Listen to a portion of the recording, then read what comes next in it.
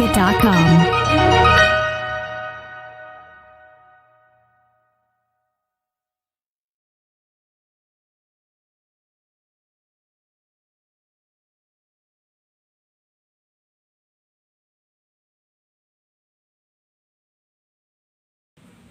Assalamualaikum warahmatullahi wabarakatuh. Bagaimana kabar kalian hari ini? Mudah-mudahan masih diberikan kesehatan dan perlindungan oleh Allah Subhanahu wa taala. Amin amin ya rabbal alamin. Oke, kembali lagi dengan channel Faza NR. Silakan yang belum subscribe, silakan subscribe terlebih dahulu, dan jangan lupa bunyikan loncengnya supaya nanti kalian bisa mendapatkan pemberitahuan ketika ada uploadan terbaru dari video Faza NDR. Oke, hari ini kita masih belajar tentang IPA, yaitu di kelas 7 di semester yang kedua ini. Masih melanjutkan pembelajaran yang kemarin. Kalau kemarin kita sudah belajar tentang pola interaksi antar organisme, sekarang kita akan belajar tentang aliran energi yang terjadi di ekosistem, di lingkungan. Setelah kalian mempelajari materi ini, diharapkan kalian bisa mengetahui arti dari aliran energi itu sendiri, kemudian mengetahui hierarki atau arti dari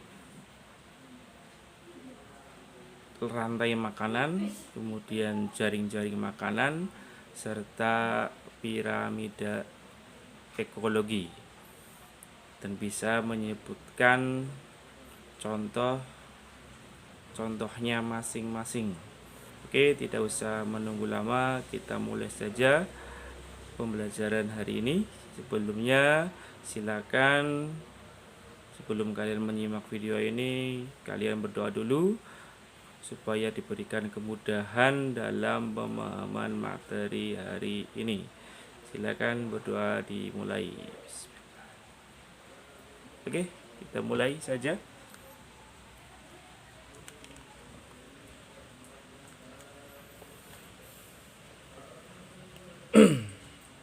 Untuk materi hari ini yaitu tentang aliran energi.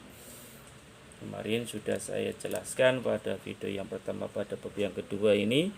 Energi yang paling besar di lingkungan yaitu energi dari cahaya matahari, yang nantinya energi cahaya matahari di sini nanti dimanfaatkan oleh tanaman, oleh produsen, dimanfaatkan, dirubah menjadi makanan, yang nantinya makanan dihasilkan melalui proses fotosintesis, dan makanan nanti akan disebarkan ke alam ataupun disimpan untuk dirinya sendiri pada tumbuhan. Jadi aliran energi merupakan proses mengalirnya energi dimulai dari cahaya matahari ke produsen, di mana produsen di sini yaitu tanaman atau tumbuhan dirubah dalam bentuk energi kimia melalui proses fotosintesis. Kemudian setelah dari produsen nanti mengalir ke konsumen, kemudian tersebar ke lingkungan dalam bentuk panas. Nah, setiap energi pasti memiliki energi kalornya, energi panasnya, apalagi kalau berkaitan dengan makanan, pasti akan menghasilkan panas. Jadi aliran energi dalam ekosistem dimulai dari matahari sebagai sumber utama dari kehidupan. Ini adalah sumber utama dari kehidupan, yaitu matahari. Ini produsen, kemudian produsen nanti dimakan matahari untuk menghangatkan semuanya, kemudian dimanfaatkan oleh tanaman, kemudian tanaman dimakan oleh herbivora, konsumen tingkat pertama, kemudian konsumen tingkat pertama dimakan oleh konsumen tingkat yang kedua, dan konsumen tingkat kedua dimakan oleh konsumen tingkat yang Di sini produsen, konsumen primer, konsumen sekunder, konsumen yang ketiga, atau mungkin konsumen puncak. Yang pertama adalah rantai makanan. Mungkin pengertian ini sudah kalian dapatkan ketika kalian berada di SD ataupun di MI. Rantai makanan adalah pengaliran energi dari sumbernya dalam tumbuhan melalui sederetan organisme yang makan dan yang dimakan. Contohnya padi sebagai produsen, kemudian padi ini dimakan oleh ulat sebagai konsumen tingkat pertama atau konsumen primer. Kemudian ulat ini dimakan oleh burung sebagai konsumen yang kedua atau konsumen sekunder, burung kecil, burung pemakan serangga.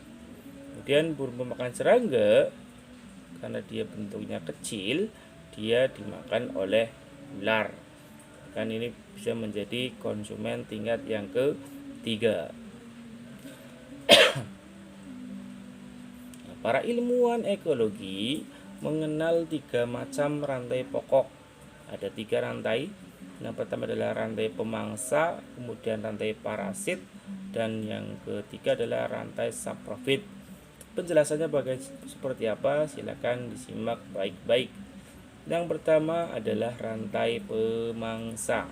Nah, rantai pemangsa landasan utamanya adalah tumbuhan hijau. Jadi rantai pemangsa yang pertama dia makan adalah tanaman atau tumbuhan hijau sebagai produsen. Nah, rantai pemangsa dimulai dari hewan yang bersifat herbivora, hewan pemakan tumbuhan, sebagai konsumen tingkat 1 atau konsumen primer. Kemudian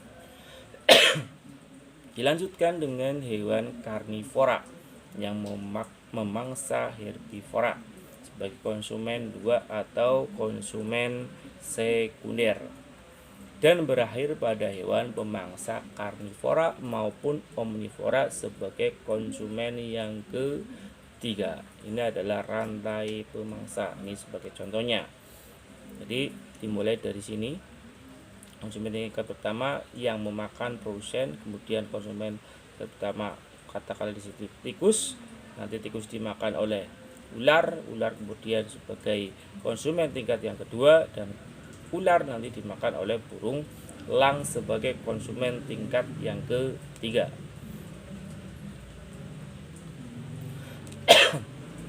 Yang kedua adalah rantai parasit.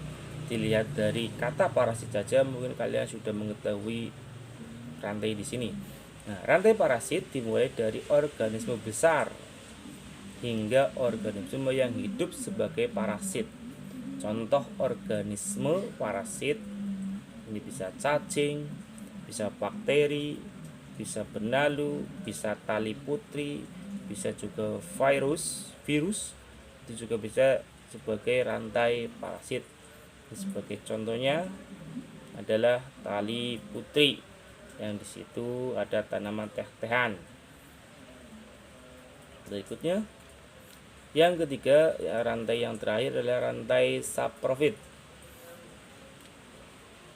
Rantai saprofit dimulai dari organisme mati ke zat pengurai, misalnya jamur dan bakteri. Rantai-rantai di atas tidak berdiri sendiri. Jadi rantai pemangsa, kemudian rantai parasit, rantai saprofit tidak bisa berdiri sendiri, tapi saling berkaitan satu dengan yang lain sehingga membentuk jaring-jaring makanan atau faring-faring makanan. Nah, ini saya kembali lagi ke saprofit. Perbedaan antara saprofit dan parasit, bedanya adalah kalau parasit dia hidup di makhluk hidup lain, tetapi makhluk hidup lainnya masih hidup dan sifatnya merugikan. Tapi kalau saprofit dia berada di makhluk hidup lain, tetapi makhluk hidup lain itu sudah mati, sudah menjadi jazat, dan kalau dilihat dari ekologinya ini sifatnya menguntungkan karena bisa merubah zat organik menjadi zat anorganik yang nantinya zat anorganik ini dimanfaatkan kembali oleh tanaman untuk proses fotosintesis. Ini sebagai contohnya. Bisa profit dari sini. Ini konsumen yang ketiga atau pada konsumen tingkat akhir, dia tidak ada yang memangsa, kemudian dia akan menua, kemudian setelah menua dia akan mati. Nah, jazatnya atau bangkainya akan diuraikan, dihinggapi, ditempeli oleh seperti jamur, kemudian bakteri yang nantinya akan membusukkan bangkai ini yang nantinya hasilnya bisa dimanfaatkan oleh tanaman untuk proses fotosintesis. Jadi rantai yang tadi dari rantai pemangsa, rantai parasit, rantai saprofit tidak bisa berdiri sendiri yang nantinya akan membentuk sebuah jaring-jaring makanan atau faring-faring makanan. Yang kedua adalah jaring-jaring makanan. Merupakan bentuk rantai makanan yang sangat kompleks. Semakin kompleks jaring-jaring makanan, menunjukkan semakin kompleksnya aliran energi dan aliran makanan. Hal inilah yang menyebabkan terjadinya kestabilan komunitas dan kestabilan ekosistem. Artinya apa? Jika salah satu spesies hilang, jaring-jaring makanan masih tetap bisa berjalan. Sebaliknya, jika jaring-jaring makanan itu sederhana, jika salah satu spesies hilang, maka aliran energi dan aliran makanan di dalam ekosistem tersebut bisa menjadi kacau. Maksudnya seperti ini. Ular makanannya adalah tikus. Tetapi kadangkala ular pun juga tidak makan tikus, kadangkala juga makan burung-burung kecil. Padi dimakan tikus, kadangkala pula padi tidak harus dimakan tikus, kadangkala dimakan ulat, bahkan kadangkala dimakan burung. Nah, yang nantinya ini membentuk sebuah jaring-jaring makanan. Semakin kompleks jaring-jaring makanannya, maka aliran energi yang ada di dalam sebuah ekosistem itu akan lebih stabil. Tapi kalau jaring-jaring makanannya sedikit atau rantai makanannya sedikit, maka kestabilan dalam ekosistem bisa terancam. Jadi bisa menjadi tidak stabil. Ini sebagai contohnya, ini tumbuhan sebagai produsen. Ini dimakan oleh kelinci, dimakan juga oleh tikus, dimakan oleh burung memakan biji-bijian, dimakan juga oleh serangga herbivora, kemudian serangga herbivora dimakan oleh laba-laba, bisa juga dimakan oleh burung serangga, burung pemakan serangga, atau dimakan oleh serangga predator. Kemudian burung pemakan biji-bijian bisa dimakan oleh rubah, bisa juga dimakan oleh burung elang. Kemudian tikus makan tanaman. Kemudian tikus ini dimakan oleh ular, kemudian dimakan oleh burung elang, kemudian bisa juga dimakan oleh rubah. Nah, ini semakin kompleks jaring-jaring makanan ini, maka siklus atau kehidupan ekologi di sebuah ekosistem yang menempati makhluk hidup ini semua, maka ekosistem yang ada di situ akan lebih stabil. Akan berbeda ceritanya ketika dalam sebuah ekosistem kelinci tidak ada, burung pemakan biji-bijian tidak ada, serangga tidak ada, maka antara rubah dan burung elang, ular ini akan berebut memakan tikus yang nantinya salah satunya pasti akan kalah. Nah, kalau ini salah satunya akan kalah, mungkin kestabilan dalam ekosistem akan menjadi berkurang. Jadi semakin kompleks jaring-jaring makanan dalam sebuah ekosistem, maka kestabilannya juga akan semakin kuat. Kemudian berikutnya adalah piramida ekologi atau piramida makanan juga bisa. Yang pertama adalah piramida jumlah.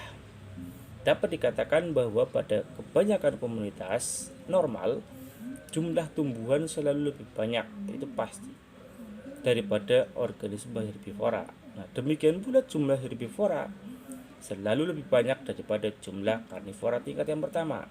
Karnivora tingkat pertama juga lebih banyak daripada karnivora tingkat yang kedua. Jadi semakin naik jumlahnya semakin kecil atau semakin sedikit, berjalan seperti ini.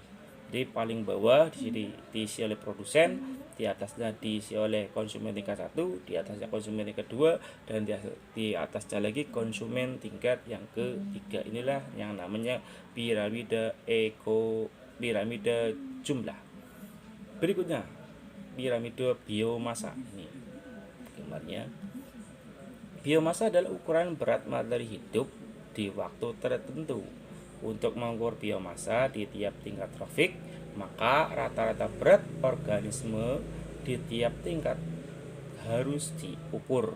Kemudian barulah jumlah organisme di tiap tingkat diperkirakan. Piramida biomasa berfungsi menggambarkan perpaduan massa seluruh organisme di habitat tertentu dan diukur dalam bentuk gram. Untuk menghindari kerusakan habitat, biasanya diambil sedikit sampel dan diukur. Kemudian total seluruh biomasa dihitung dengan pengukuran seperti ini. Dengan pengukuran seperti ini akan didapatkan informasi yang lebih akurat tentang apa yang terjadi pada ekosistem. Biasanya dalam laboratorium itu ada alat yang namanya kuadran, bentuknya kotak. Kemudian kalau kita mau mengukur piramid biomasa yang ada di sebuah ekosistem, kita ke lapangan atau ke manapun di alam bebas, kemudian kuadran ini atau kotakan ini dilempar bebas. Sudah dilempar, kemudian kita ambil tanaman-tanaman serta hewan-hewan yang ada di dalam kotakan itu, diambil kemudian dikeringkan. Setelah dikeringkan nanti ditimbang, tapi sebelum dikeringkan tadi harus ditimbang terlebih dahulu. Jadi nanti berat ketika dia basah dan ketika dia kering nanti dikurangi. Nanti di situ akan muncul piramida biomasa. Misalkan di situ ada tanaman, kemudian ada cacing, kemudian ada semut, serangga dan sebagainya, itu pun juga diambil semua. Itu namanya piramida biomasa. Dan yang terakhir adalah piramida energi. Tingkat tropik 1, tingkat tropik 2 dan seterusnya. Ini produsen, konsumen 1, konsumen 2, konsumen 3. Piramida energi dibuat berdasarkan observasi yang dilakukan dalam waktu yang lama. Piramida energi mampu memberikan gambaran paling akurat tentang aliran energi dalam ekosistem. Jadi waktunya cukup lama, tidak sebentar. Mungkin bisa sampai mingguan atau mungkin bulan atau mungkin bisa bertahun-tahun meneliti tentang piramida energi ini. Jadi semakin lama akurasi datanya semakin benar, semakin betul. Dan pada piramida energi terjadi penurunan jumlah energi berturut-turut yang tersedia di tiap tingkat trofik. Jadi semakin ke atas energinya semakin kecil. Kalau dilihat dari jumlahnya pun juga semakin kecil, otomatis energinya pun juga semakin berkurang. Apa yang terjadi? Mengapa dalam setiap tingkatan trofik energi pada lingkungan itu semakin berkurang? Ini alasannya. Berkurangnya energi yang terjadi di setiap tingkatan trofik terjadi karena hal berikut. Yang pertama, hanya sejumlah makanan tertentu yang ditangkap dan dimakan oleh tingkat trofik selanjutnya. Sebagai contohnya adalah padi. Padi kemungkinan cuma hanya dimakan oleh tikus, belalang. Tapi padi kemungkinan tidak akan dimakan oleh kambing, tidak mungkin dimakan oleh kerbau. Jadi hanya makanan jenis tertentu saja yang dimakan pada tingkatan trofik. Kemudian yang kedua, beberapa makanan yang dimakan tidak bisa dicerna. dan dikeluarkan sebagai sampah.